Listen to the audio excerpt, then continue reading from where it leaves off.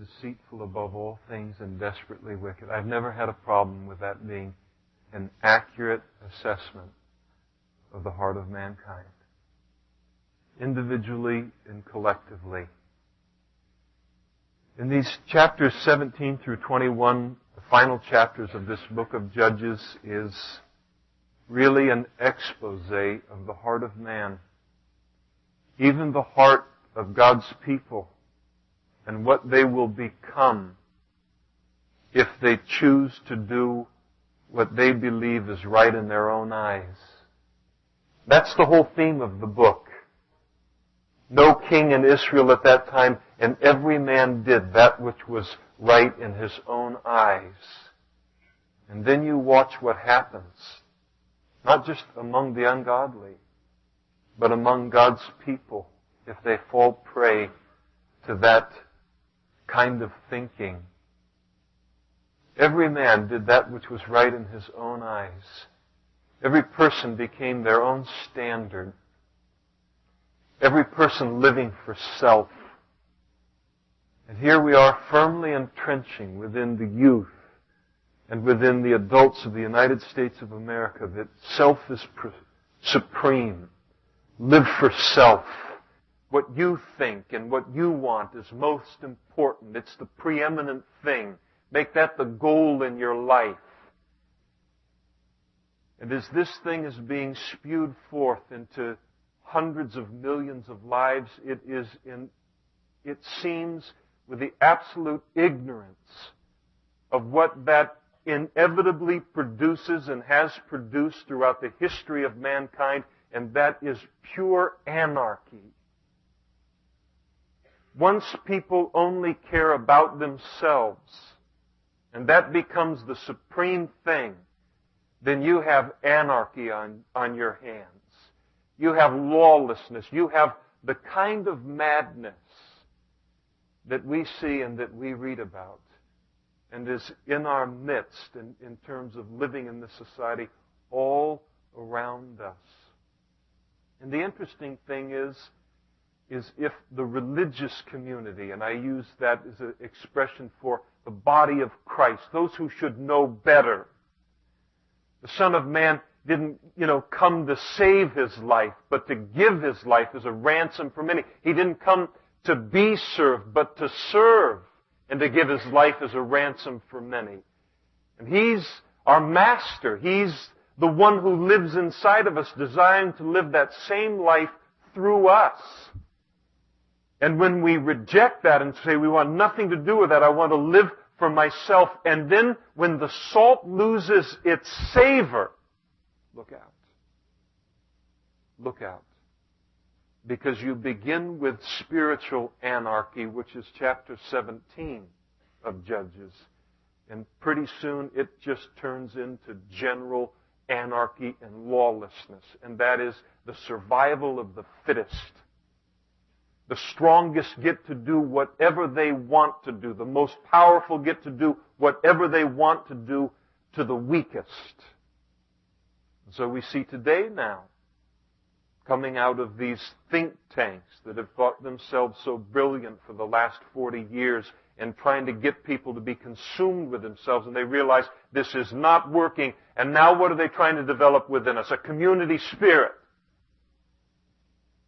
That we better not think so much about ourselves and help someone out next to us. And now they do a complete turnaround and no one stands up and says, hey, listen, we have been wrong for 40 years.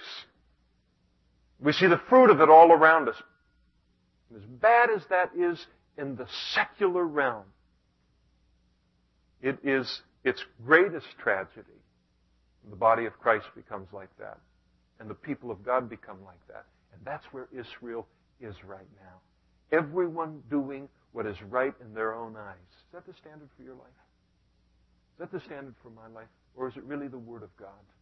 Or do I have my own kind of special religion that I've kind of worked out with Him? Kind of a special agreement. He winks at these things over here and then I give Him some extra, things in terms of attention during the week and that kind of thing. It's no good. And yet that's what they're doing. And so the religious system within Israel had fallen down to such a degree that it's just pure superstition. It's the people of God, those who were to be the people of God, no longer living obediently. And so in their disobedience, they thought just as long as they had a golden ephod or a few idols or they had a priest in their house, that it was okay. That would appease God. That would be enough to make Him happy. And so really just general religious apostasy here in chapter 17. Now there was a man from the mountains of Ephraim whose name was Micah. And he said to his mother, "The 1,100 shekels of silver that were taken from you and on which you put a curse, even saying it in my ears," apparently the 1,100 shekels of silver stolen from her, and she puts a curse, pronounces a curse on whoever it was that stole that 1,100 pieces of silver, and it happened to be her son who heard the curse, and there was a lot of fear and a parental curse in those days, and so he comes and he fesses up and says, "Here is the silver with me, I took it." And his mother said, "May you be blessed by the Lord, my son." And so when he had returned the 1,100 shekels of silver to his mother said, "I had wholly dedicated the silver from my hand to the Lord for my son to make a carved image and a molded image. Now therefore I will return it to you." So here is absolute idolatry forbidden by God. They were to not make any images. There was to be none of this. But she throws the Lord in a little bit here. "Oh, bless the Lord. Thank the Lord." That kind of thing. It sanctifies the whole scene. Her son's a thief. And he only confesses because he's afraid of the curse that's on the money now. And so here's all this idolatry, but just throw some religious jargon in, and surely that appeases God. Surely He's no more holy than that. These little scraps we throw him from our dinner table. He just, the big puppy dog in the sky is satisfied with anything. And thus he returned the silver to his mother, and then his mother took 200 shekels of silver and gave them to the silversmith, and he made it into a carved image and a molded image, and they were in the house of Micah, a violation of the second commandment. And the man Micah had a shrine, and he made an ephod, which was a kind of a symbol of the priestly robe, and household idols, and he consecrated one of his sons who became his priest. So there is all kinds of religious activity going on in Israel and in this family, but no obedience to the Word of God. But isn't it interesting how easy we can become seduced into thinking that a life characterized by disobedience is okay as long as we've got some religious activity happening, but it's no good. It's no good. And then he makes this priest. He didn't have the ability to make anybody a priest, had no right to do it. But he's got his own little altar there in his house, his own little religious place, his own little, God had just really become kind of a good luck charm for him. He could do this and then go over here and have this life over here, and this was okay because, God was on board. I got him, right in the other room. I sure had to cast him in silver, but he's right there. And in those days, there was no king in Israel, and here's the theme of Judges. Everyone did what was right in his own eyes. And again, it's not talking about the pagan nations around Israel. It's talking about Israel, God's people that He had called to be holy unto Himself. Now there was a young man from Bethlehem in Judah, of the family of Judah. He was a Levite, and he was sojourning there, temporarily residing. And the man departed from the city of Bethlehem in Judah to sojourn wherever he could find a place. And then he came to the mountains of Ephraim, to the house of Micah, as he journeyed. And Micah said to him, "Where do you come from?" And so he said, "I am a Levite from Bethlehem in Judah, and I'm on my way to find a place to sojourn." Micah said to him, "Dwell with me, and be a father and a priest to me, and I will give you 10 shekels of silver per year, a suit of clothes, and your sustenance." And so the Levite went in. The Levite was content to dwell with the man, and the young man became like one of his sons to him. And so Micah consecrated the Levite, which he had no authority to do. Only the high priest could do that. He consecrates the Levite, and the young man became his priest and lived in the house of Micah. And then Micah said, Now I know that the Lord will be good to me since I have a Levite as priest. Got that big stupid God up there. He'll never see through this. He'll just see that priest in there, and then I'll get anything I want from him. A pretty base idea concerning God. That's what he got. All right, now I've got a priest. Had the altar, had the ephod, had the silver images, had everything but a priest. Oh, I made my son a priest, but I really knew that was no good. Now I got myself a surefire Levite. I got me a Levite in the house. Oh, man. Happy days are here again. God's going to bless me for that. The Levites had been called by God to really perform the duties as it related to the handling of the offerings and the handling of the transportation and all of the temple. And they had been called to represent the Lord. They hadn't been called to be bought by some ungodly man to then become a good luck charm for this man. And so this ungodly Micah comes and he makes this offer to this Levite, whose responsibility was to represent God. And this Levite takes the offer. He's a hireling. He's a hireling. Not interested in representing God. He's just out for his security. And he settles for some room, some board, place to stay, some food, a little pocket change. That's all he wants. That's what he sells out his priesthood for. Sells it for that. Because he's a man who's just interested in his security. He just wants a little bit of security. That's all he's looking for in the world. That's as big as his picture is. We have to be careful as Christians that we don't sell out for our security. And there's enormous pressure today to do so. Enormous pressure. To say, here is this ungodly person or this ungodly situation, and I will become a part of it, and I will compromise in the midst of it because they keep food on my table, they keep clothes on my back, and they put a little bit of pocket change in my pocket. You see, then I become a hireling when I'm willing to compromise like that. And Jesus knows that there's a great temptation concerning his disciples to seek for security. There was a man that Jesus came to during the course of his public ministry, and he said to the young man, he says, "Follow me." And the young man said to Jesus, "Let me first go and bury my father." Doesn't mean that his father had just died and he wanted to attend the funeral. His dad was very much alive. But what he was saying was, I'll follow you as soon as my dad dies, because then when my dad dies, I'll get my portion of the inheritance, and then my security will be taken care of, and then I'll follow you. As soon as my security is taken care of, then I'll enter into what your call is upon my life.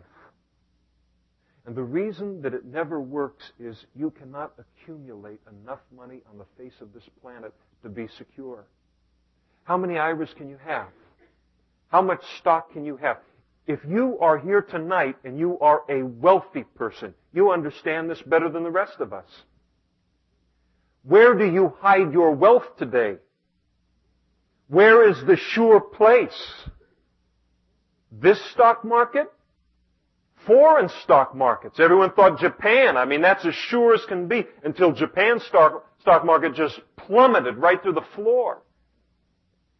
Where are you going to find security today apart from the Lord? It can't be found. Paul Lester would not be in Arkansas if he waited for his security. No one would be serving the Lord in the way that God has called them to serve the Lord if they waited until they got what they esteemed in their mind was sufficient security. It's not there because our security is in the Lord. But he sells out now. He sells out.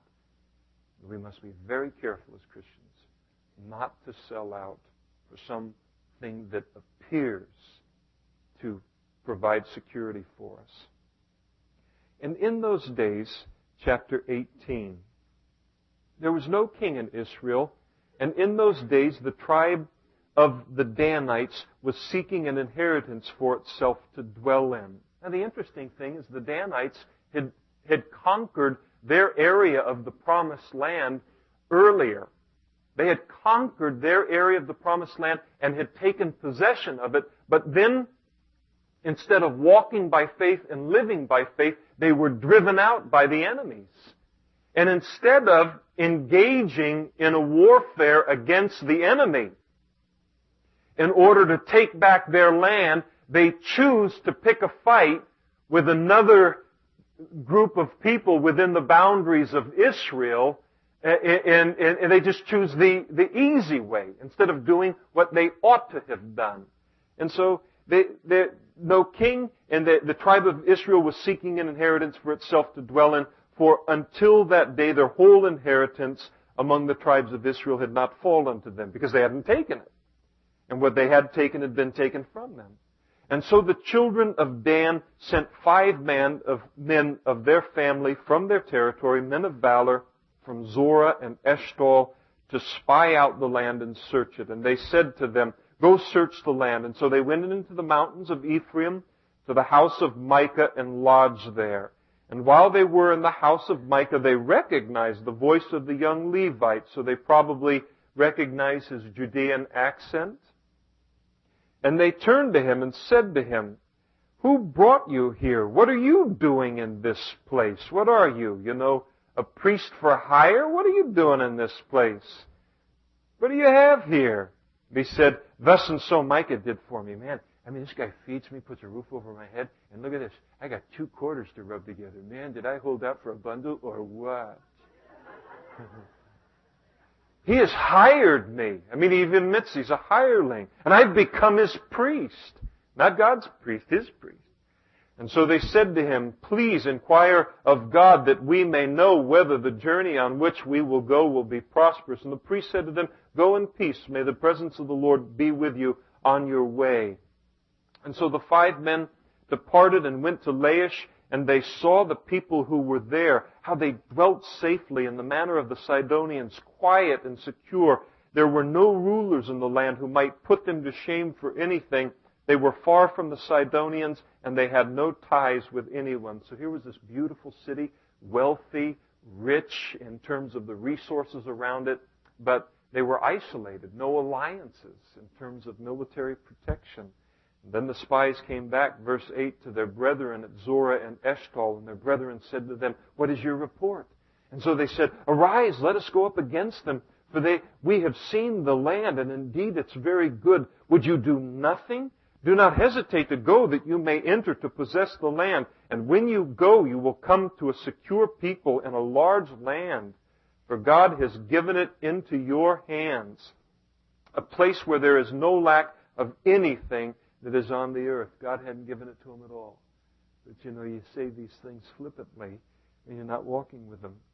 And the 600 men of the family of the Danites went from there, from Zorah and Eshtaol, armed with weapons of war, and they went up and encamped in Kirjath-jearim in Judah.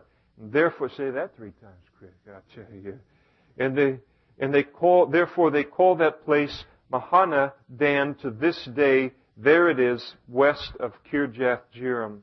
And they passed from there to the mountains of Ephraim and came to the house of Micah, this large group, 600 men of war. And then the 5 men who had gone out to spy the country of Laish answered and said to their brethren, "Do you know that there are in these houses an ephod, household idols, a carved image, and a molded image? Now, therefore, consider what you should do." In other words, go take them for yourself. So they turned aside there and came to the house of the young Levite man, that is, to the house of Micah, and greeted him. The 600 men, armed with their weapons of war, who were of the children of Dan, stood by the entrance of the gate. Then the 5 men who had gone up out of the land went up to spy out the land, went up, and entering there, they took the carved image, the ephod, the household idols, and the molded image. Now listen, if someone can steal it, it's not worth worshiping. It just isn't. If someone can steal it, then you just know automatically, listen, if that God can't protect itself, it can't protect me. What am I doing wasting my time? And so here they are. These images are stolen, and so, don't even waste your time with a relationship with God that can be stolen or that kind of a thing. And so the priest stood at the entrance of the gate with the 600 men who were armed with weapons of war. And when these went into Micah's house and took the graven image, the ephod, and the household idols and the molded image, the young priest said to them, "What are you doing?" They said to him, "Be quiet, put your hand over your mouth and come with us." And don't say anything. Be a father and a priest to us. Is it better for you to be a priest to the household of one man, or that you be a priest to a tribe and a family in Israel? Now listen.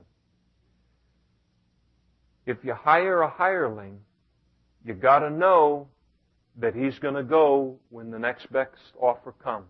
That's the problem of dealing with hirelings. And so now they come with a better offer, and they're, tweaking his selfish ambition. And I mean, this guy's motivated by all of the wrong things as it relates to service. So listen, this is a little more powerful, little higher position, so come and be a part of this. And so the priest's heart, he's glad. He took the ephod and the household idols and the carved image and took his place among the people. All right. This is my lucky day. And then they turned and departed and put the little ones, the livestock, and the goods in front of them. And when they were a good way from the house of Micah, the men who were in the houses near Micah's house gathered together and overtook the children of Dan. Now these are all Israelites. These are brethren. It's happening among brethren. They called out to the children of Dan. So they turned around and said to Micah, "What ails you that you've gathered such a company?" So he said, "You've taken away my gods which I made." You made a god? Was it a Lego kid or what? I mean, a light ought to go on somewhere in there. You've taken away my gods which I made, and the priest, and you've gone away. Now, what more do I have? Well, how about a real relationship with God? How can you say to me, "What ails you?" And the children of Dan said to him, "Do not let your voice be heard among us. Be quiet, lest angry men," there's a few of us, "fall upon you and you lose your life with the lives of your household." You see, now, once everyone is doing what is right in their own eyes, again, might makes right. And that's what's going on here, and that's what we see so much of, not only around us today, but internationally, really. And then the children of Dan went their way, and when Micah saw that they were too strong for him, he turned and went back to his house, left empty.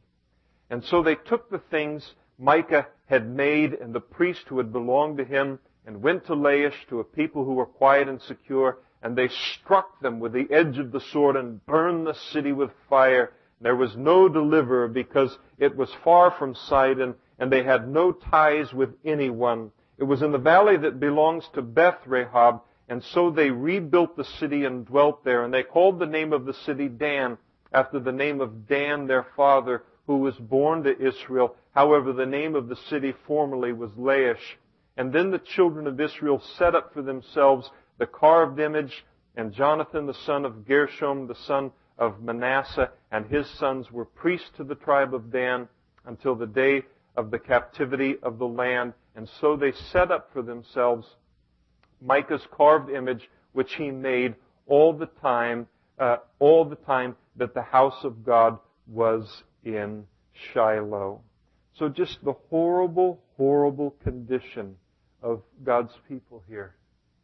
That they could just go in and slay, cold-blooded murder an entire village. And not only do it, but think that they were in relationship with God in doing it.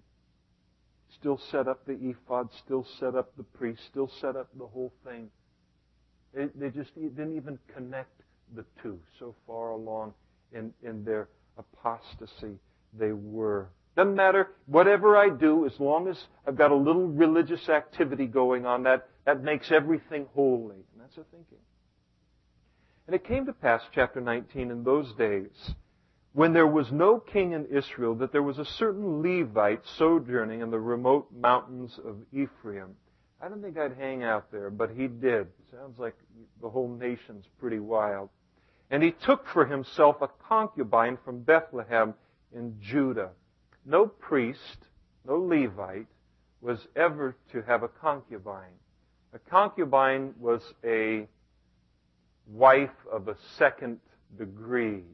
And so there were to be no concubines for a Levite. But everyone's doing what's right in their own eyes. So he gets a concubine. But his concubine played the harlot against him. She was sexually unfaithful and went away from him to her father's house at Bethlehem in Judah and was there 4 whole months. And then her husband arose and went after her to speak kindly to her and bring her back, having his servant and a couple of donkeys with him. And so she brought him into her father's house. And when the father of the young woman saw him, he was glad to meet him. Now his father-in-law, the young woman's father, detained him, and he stayed with him 3 days. So they ate and drank and lodged there. And then it came to pass on the 4th day that they arose early in the morning, and he stood to depart. But the young woman's father said to his son-in-law, "Refresh your heart with a morsel of bread, and afterward go your way." And so they sat down, and the two of them ate and drank together. And then the young woman's father said to the man, "Please be content to stay all night, and let your heart be merry." And when the man stood to depart, his father-in-law urged him, and so he lodged there again another night. Then he arose early in the morning on the 5th day to depart, but the young woman's father said, "Please refresh your heart." And so they delayed until afternoon, and they both of them ate. And when the man stood to depart, he and his concubine and his servant, his father-in-law, the young woman's father, said to him, "Look, the day is now drawing towards evening. Please spend the night. See, the day is coming to an end. Lodge here, that your heart may be merry. Tomorrow you go your way early, that you may get home." You can get home all the way just in one trip. But the man was not willing to spend that night, and so he arose and departed and came to a place opposite Jebus, that is Jerusalem. And with him were the 2 saddled donkeys. His concubine was also with him. And they were near Jebus, and the day was far spent, and the servant said to his master, "Come, please, let us turn aside into this city of the Jebusites and lodge in it." Now, at that time, Jerusalem is under the control of the Jebusites, controlled by what the Jews would look at and say, the ungodly. And so the master said to him, the Levite, "We will not turn aside here into a city of foreigners who are not of the children of Israel. We will go on to Gibeah," because Gibeah belonged to the tribe of Benjamin. So here's this Levite. He's an Israelite. And he's just got, it's the end of the day. And in those days, it's not safe to travel by night. There are no police forces, none of that kind of thing. You get caught out on a road in the middle of the night, you're in big trouble. Especially in this kind of a day. And so he says, "No, let's not go in among the ungodly. There's no telling what kind of treatment we might get there among the Jebusites. Let's go on, even though it takes us about 4 more miles, let's go on to Gibeah and we'll stay there where, God's people, Israelites, control the city." And in his mind he has the idea that his people, the Israelites, God's people, will be more hospitable than the ungodly. And he is in for a rude awakening. When a child of God turns from the Lord, how often he becomes so unrecognizable that you are safer being with the ungodly than being with him. It's wild. It's wild. The spiritual warfare. And so this is his reasoning. They said, "No, we won't do it." And so he said to his servant, verse 13, "Come, let us draw near to one of these places and spend the night in Gibeah or Ramah." And they passed by and went their way, and the sun went down on them near Gibeah, which belongs to Benjamin, one of the tribes of Israel. And they turned aside to go in to lodge in Gibeah. And when they went in, they sat down in the open square of the city, for no one would take them into his house to spend the night. Highly unusual among the tribes, when they were very much given to hospitality. And when a Jew would be traveling through and sit down in the open courtyard, somebody would come along and invite them. It was an honor to extend hospitality to God's people. But nobody was doing it to them. And just then, an old man came in from his work in the field at evening. He's working all day long, working into the evening. He's an old man. He has the character of an old man. And he comes in, who was also from the mountains of Ephraim, and he was sojourning in Gibeah, whereas the men of the place were Benjamites. And then he raised his eyes, and he saw the traveler in the open square of the city. And the old man said, "Where are you going, and where do you come from?" The Levite said to him, "We're passing from Bethlehem in Judah towards the remote mountains of Ephraim. And I am from there. I went to Bethlehem in Judah, and now I am going to the house of the Lord. But there is no one who will take me into his house. Although we have both straw and fodder for our donkeys and bread and wine for myself, we're not asking any resources of them. For your maidservant and the young man who is with your servant, there is no lack of anything." And the old man said to him, "Peace be with you. However, let all your needs be my responsibility. Only do not spend the night in the open square." Don't spend the night out here. Bad things can happen. Well, wait a second. This is a godly city. I mean, what are you talking about? He says, "No, I'll supply all of what you need. You just come and spend the night with me." Now, you and I, and not too many of us, who would just go out into some area of Modesto and then just lie down on the street and go to sleep there. Why wouldn't you do it? It's not terribly safe, is it?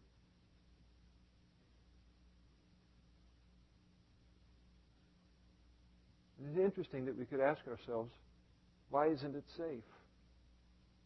Well, it's not safe because man is every day and in every way getting better and better. No, it's not safe because man is wicked to the core. Bad things can happen to you out there, that kind of a situation. And so the old man calls him in, and he brought him into his house and gave fodder to the donkeys, and they washed their feet, and they ate and they drank. You know, they've been traveling here, and now this refreshment and hospitality is just terrific. And here we are, we're living in this city that's controlled by the men of Benjamin. We're safe, we're among brothers. Oh, this is terrific. Aren't you glad we didn't stay in Jebus where those mere pagans were running the holiday? And I mean, here we are, right? We're safe among God's people. While they were enjoying themselves, suddenly certain men of the city, perverted men, surrounded the house, and they beat on the door, and they spoke to the master of the house, the old man, saying, "Bring out the man who came to your house, that we may know him carnally." They wanted the whole city to homosexually rape him here on this scene. They want to kill him, and just sexually abuse him. This is among God's people. When everyone does what's right in their own eyes, it's amazing what the flesh will justify. But the man, the master of the house, he went out to them and he said to them, "No, my brethren, I beg you, do not act so wickedly, seeing the man has come into my house. Do not commit this outrage." Now, when in that Middle Eastern culture to this day, if I am invited into a Jew's house or a Muslim's house, and they have invited me in as a Christian, and if I even in that environment were to speak things that would cause the Muslim to be hostile towards me, he doesn't agree with what I'm saying or my God and who it is that I stand for, these things, he would treat me with hospitality and feed me the very best from his house. Take care of me, to the best of his ability. So strong is the tie to hospitality there. And so you never threw someone out that you invited to your house. It was an affront, and they don't to this day.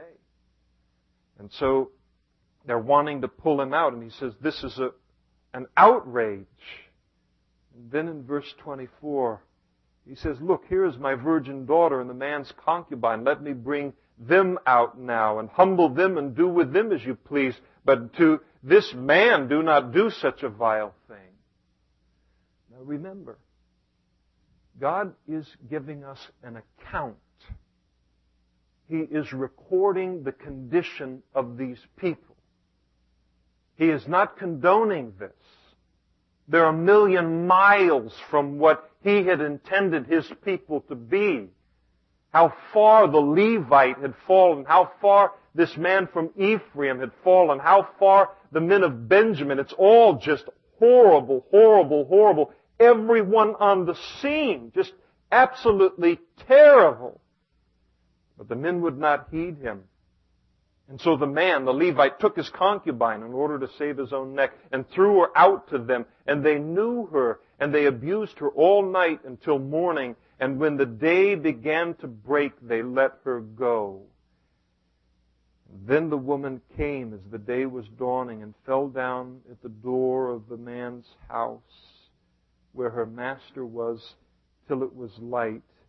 And when her master arose, he slept through the night, in the morning and opened the doors of the house and went out to go on his way. There was his concubine, fallen at the door of the house with her hands on the threshold, trying to drag herself into the house.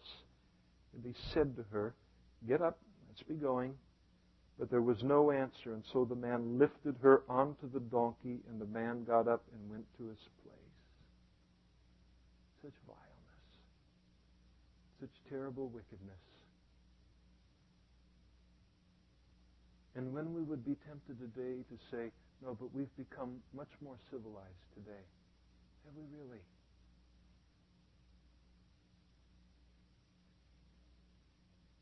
Just a few years ago, just a couple of years ago, don't forget the rape camps in Europe. In Europe. Not some, uncivilized section of the other world that the world calls, third world or developing or whatever. In Europe. In Yugoslavia, rape camps. War is the same way. They defeat the men and rape the women. It goes on to this day. In Rwanda, just a year ago, 9 months ago, now you read the article in the paper where they have now thousands of babies being born. And every woman in that battle that occurred over the control of Rwanda, all of the women, the wives and the daughters of the men who lost that battle, every single one who lived was raped. Just the horror of it. Say, Lord, come quickly. Lord, come quickly. Stop this nonsense. And you'll never convince me that man is getting better. And so he entered into his house when he got home, and he took a knife and he laid hold of his concubine. And he dismembered her into 12 pieces, limb by limb. Literally bone by bone, and sent her throughout all the territory of Israel. Now, the interesting thing here is that he sends a section of her body back to the Benjamites. They're one of the 12. But he sends out now 12 pieces of this woman's body out in all directions now to the different men and tribes in Israel. And so it was that all who saw it said, no such deed has been done or seen from the day that the children of Israel came up from the land of Egypt until this day. Consider it. This is good counsel concerning evil. God's people in the midst of evil. Consider it. Take counsel and speak up. And so he sends out these portions of the body. Did God direct him to do that? No, he didn't direct him to do that. Again, it's a record of what happened. And he cuts up this body and he sends it in all directions in order that when a woman's leg shows up, the men of that tribe would be repulsed by it, shocked by it, and just shocked back into reality. Look at where we've fallen. Look at how far we've gone. And it'd be just a wake-up call to how far down the path.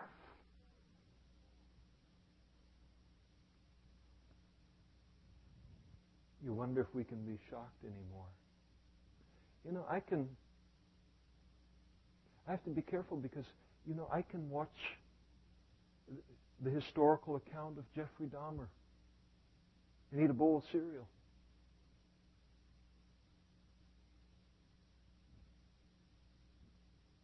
And every time I pick up the news, it's some mass desecration, some slaughter, some horrible. The killing is bad enough, but now it's just, you know, the mangling and the horror of it. I wonder what could shock us. I mean, really, what could shock us to rise up in this day? I just thank the Lord for the work of His Spirit that keeps us shockable in this day and in this hour. And we need to be shockable. And then all of the children of Israel came out, chapter 20, from Dan to Beersheba, as well as from the land of Gilead. And the congregation gathered together as one man before the Lord at Mizpah. And so here they are, the nation, the whole nation now is going to address the wickedness in their midst. They woke up. This is wrong. This is out of control. And the leaders of all the people, all the tribes of Israel, presented themselves in the assembly of the people of God, 400,000 foot soldiers who drew the sword. Now the children of Benjamin heard that the children of Israel had gone up to Mizpah. And then the children of Israel said, "Tell us, how did this wicked deed happen?" So they want to gather the facts about what's happening first. And the Levite, the husband of the woman, this is a rather sanctified version, I might say, of the account. "My concubine and I went into Gibeah, which belongs to Benjamin, to spend the night. The men of Gibeah rose against me and surrounded the house at night. Because of me, they intended to kill me, but instead they ravished my concubine so that she died." Now, he kind of leaves his part out, doesn't he? "And so I took hold of my concubine, cut her in pieces, and sent her throughout all the territory of the inheritance of Israel, because they committed lewdness and outrage in Israel." Well, I think he was outrageous in putting her out the door, but we will get into that. "Look, you are all of you are children of Israel. Give your advice and counsel here and now." In this they are correct. This has happened in our midst. And now we're responsible for it. One of our tribes, one of our people have done this. And like it or not, it becomes a reflection on the rest of us. And because of that, we must deal with it. Just like church discipline today, the body of Christ. And then all of the people arose as one man, saying, "None of us will go back to his tent, nor will any of us turn back to his house. But now this is the thing which we will do to Gibeah. We will go up against it by lot. And we will take 10 men out of every 100 throughout all the tribes of Israel, 100 out of every 1,000, and 1,000 out of every 10,000, to make provisions for the people, that when they come to Gibeah in Benjamin, they may repay all the vileness that they have done in Israel." And so that recognition that now that Benjamin has drawn them into their sin. They have a responsibility now to deal with it. And so all of the men of Israel were gathered together against the city, united together as one man against that sin. Terrific. And then the tribes of Israel sent men through all the tribe of Benjamin, saying, "What is this wickedness that has occurred among you? Now therefore deliver up the men, the perverted men who are in Gibeah." We don't want to take on your entire tribe. We just want the people from that city who did this. And we want you to turn them over to us for justice, that we may put them to death and remove the evil from Israel. Benjamin has an opportunity to do what's right, and that is to deliver these men, but they refused to do it. They would not listen to the voice of their brethren and the children of Israel. And instead, the children of Benjamin gathered together from their cities to Gibeah to go to battle against the children of Israel.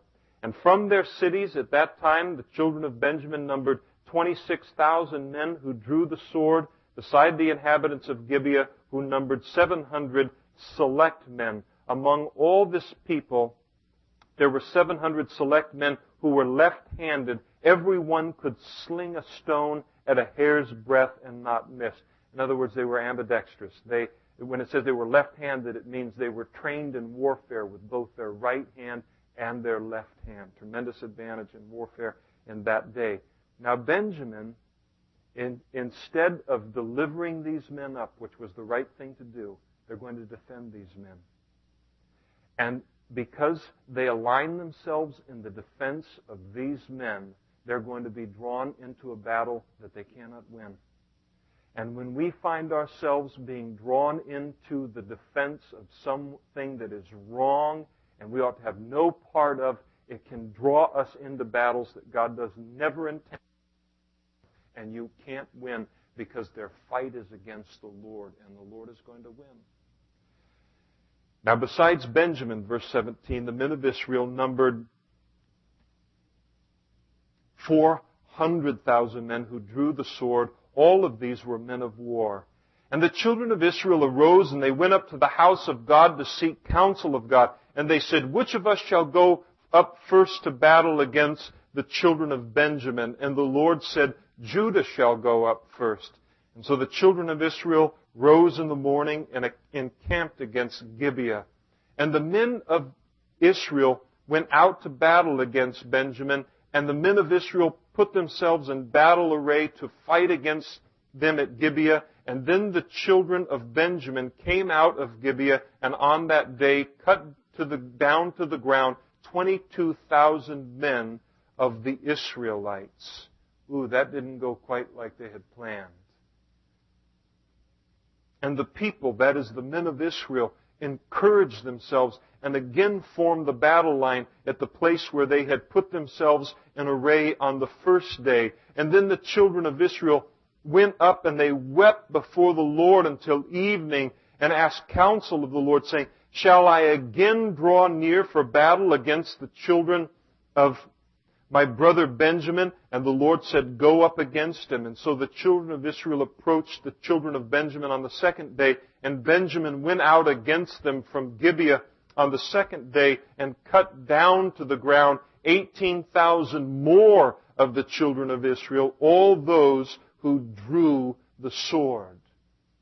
Wow, that's 0 for 2. And about 40,000 dead, 1/10 of your army dead in 2 days. And what are you going to do?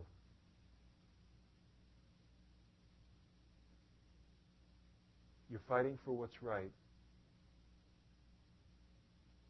You're fighting under the direction of God. And yet it looks like you're going to take a pounding. Looks like you're going to lose this battle. Sometimes when we think of spiritual warfare, we have a very sanctified view of it, don't we? It's all done with high-tech weaponry. We just launch missiles, the intercontinental missiles and stuff like that. But it's interesting, the description of spiritual warfare in Ephesians chapter 6. The very language indicates hand-to-hand combat. It can get very messy. And it can get very desperate. And it can get very tiring. And I don't know the whys of this passage. I don't know the whys of the 2 defeats. God keeps that to himself, and I'm glad to leave that with himself. But the men of Benjamin had gotten strong in their wickedness, not overnight. And we look and we say, well, it's just really one concubine and the wickedness in one city, and yet perhaps there is in all of this, those other 11 tribes, they ought to have addressed the wickedness in their own life and the wickedness of this tribe long before they gained that kind of a strength. Because you don't think that the Benjamites are just going to fall down and let themselves be killed in battle. They're going to give a fierce fight. They're going to lose, but they're going to fight fiercely. And we look at some of the battles that we go through as Christians. The attempt to try and regain some ground that maybe we lost while we were asleep. And we think that it'll just happen, in one little flick of the wrist, one little deal like this, and then all of a sudden we realize it's real warfare. And Satan doesn't give up ground he's gained easily. There's a lot involved in it. And he's going to lose, but it's going to get messy before he does lose. The Benjamites and also Satan himself, demonic forces. And so it's a pretty heavy scene here. All I know is that I would not want to have been the priest who was seeking of God whether they should have gone into battle or not. Don't you think that his job security was like about on a par with an NFL coach? I mean, that's 0 for 2, and there have been big problems. The children of Israel, that is all the people, verse 26, went up and they came to the house of the Lord of God and wept. And they sat there before the Lord and fasted that day until evening. And they offered burnt offerings and peace offerings before the Lord. And so the children of Israel inquired of the Lord. The ark of the covenant of God was there in those days. And Phinehas, the son of Eleazar, the son of Aaron, stood before it in those days, saying, Shall I yet again go out to battle against the children of my brother Benjamin, or shall I cease? And the Lord said, Go up, for tomorrow I will deliver them into your hand. And then Israel set men in ambush all around Gibeah. And the children of Israel went up against the children of Benjamin on the third day, and they put themselves in battle array against Gibeah as on the other times. And so the children of Benjamin went out against the people and were drawn away from the city. They began to strike down and kill some of the children of Israel, as at other times in the highways and in the field, about 30 men of Israel. And the children of Benjamin said, They are struck down before us as at first. But the children of Israel said, Let us flee and draw them out from the city to the highways. And so all the men of Israel rose from their place and put themselves in battle array at Baal Tamar. And then Israel's men in ambush burst forth from their position in the plain of Geba, and 10,000 select men from all Israel came against Gibeah, and the battle was fierce. But the Benjamites did not know that disaster was upon them. And the Lord defeated Benjamin before Israel, and the children of Israel destroyed that day 25,100 Benjamites. All these drew the sword. Victory came with faith and perseverance. The promises that God has given us will always end in victory, and we must never cease to persevere until we see that victory, because it's forthcoming. It's already ours. It's a matter of time before it's revealed. And so the children of Benjamin saw that they were defeated, and the men of Israel had given ground to the Benjamites because they relied on the men in ambush whom they had set against Gibeah. And the men in ambush quickly rushed against Gibeah. The men in ambush spread out and struck the whole city with the edge of the sword. Now the appointed signal between the men of Israel and the men in ambush was that they would make a great cloud of smoke rise up from the city, whereupon the men of Israel would turn in battle. Now Benjamin had begun to strike and kill about 30 of the men of Israel, for they said, "Surely they are defeated before us, as in the first battle." But when the cloud began to rise from the city in a column of smoke, the Benjamites turned and looked behind them, and there was the whole city going up in smoke to heaven. They'd been ambushed, and they knew it. And the men of Israel turned back, and the men of Benjamin panicked, for they saw that disaster had come upon them. Therefore, they turned their backs before the men of Israel in the direction of the wilderness. But the battle overtook them, and whoever had come out of the cities, they destroyed in their midst.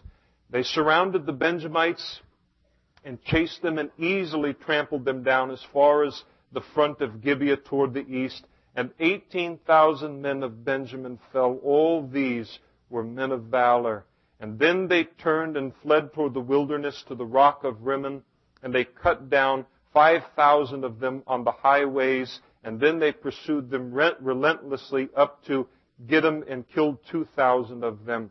And so all who fell of Benjamin that day were 25,000 who drew the sword. All of these were men of valor. But 600 men turned and fled toward the wilderness of the rock of Rimmon, and they stayed at that place for 4 months. And the men of Israel turned back from the children of Benjamin and struck them down with the edge of the sword from every city, men and beasts, all who were found, and they also set fire to all the cities they came to. Now the men of Israel had sworn an oath at Mizpah, saying, "None of us shall give his daughter to Benjamin as wife." And so they make a vow. They're mad at Benjamin. They're upset. They see their vileness, and they say, "That does it. No matter what happens, we're not going to give any of our daughters to these men as wives." And the problem is that they killed every woman of the tribe of Benjamin. So you have an entire tribe that is almost wiped out. Only 600 men survive. And no women to marry. And they can't receive the wives, or the daughters rather, of the men of any of the other tribes. And then the people came, verse 2, to the house of the Lord and remained there before God until evening. And they lifted up their voices and they wept bitterly and said, "O Lord God of Israel, why has this come to pass in Israel, that today there should be one tribe missing in Israel? Lord, they're almost wiped out. One of the 12 gone."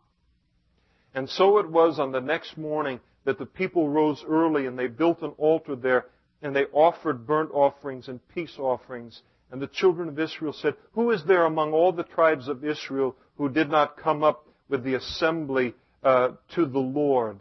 For they had made a great oath concerning anyone who had not come up to the Lord at Mizpah, saying, "He shall surely be put to death."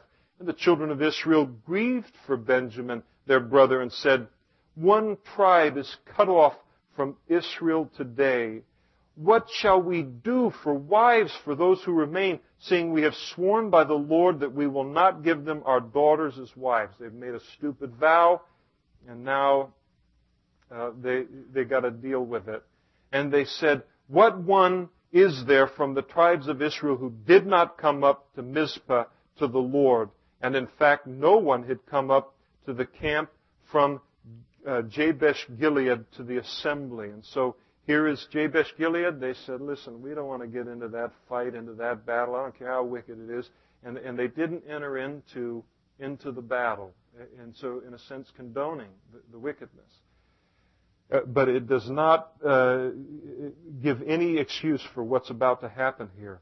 For when the people were counted, indeed, not one of the inhabitants of Jabesh Gilead was there. And so the congregation sent out there 12,000 of their most valiant men and commanded them, saying, "Go and strike the inhabitants of Jabesh Gilead with the edge of the sword, including women and children." Now, again, this is all going on among God's people. Ever been through a church split?